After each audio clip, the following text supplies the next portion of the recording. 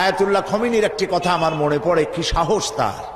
ইমান আকীদা যাই থাকুক, আকীদার প্রশ্নে আমরা আপোষ করব না, কিন্তু এই কথাটা তো বলতেই পারি। যখন আমেরিকা তাকে বলেছিল যে আমার দূতাবাস থেকে যে 56 জনকে গ্রেফতার করা হয়েছে আমেরিকান, এদেরকে ছেড়ে দাও, তা না হলে তোমার খাদ্য রসদ আমেরিকা থেকে যত সাহায্য যায় সব বন্ধ করে দেওয়া হবে।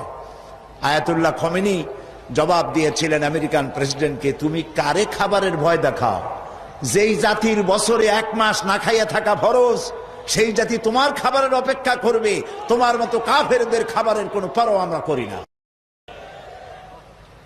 মুসলমানেরা যখন ঐক্যবদ্ধ হয়েছিলেন, আল্লাহ তাদেরকে বিজয় দান করেছিলেন সেখানে।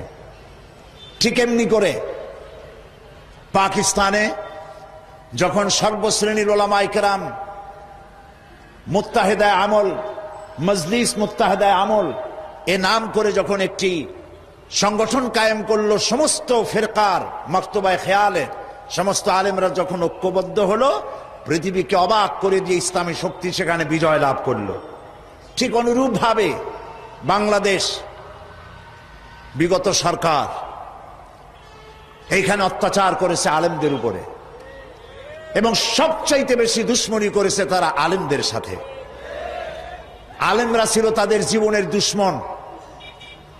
যে কবি তার কবিতার মধ্যে লিখেছে, ফজরের নামাজ যখন, ফজরের আজান যখন শুনি, মনে হয় যেন বেশ্যা তার খরিদ্দার ডাকতেছে। নাউজুবিল্লাহ। এই যে কবি, যে মুশরিক, নাস্তিক, মুরতাদ কবি যখন এই কবিতা পড়লো, লিখলো, তদানীন্তন প্রধানমন্ত্রী তাকে ডেকে নিয়ে জাতীয় প্রধান কবি হিসাবে তাকে পুরস্কৃত করলো। আর যে লোকটি হাদিস পড়ালো, 50 বছর ধরে হাদিসের ছাত্র বানালো দেশ জুড়ে, সেই শাইখুল হাদিসকে গ্রেফতার করে চোর আর ডাকাতদের মধ্যে রেখে দিল।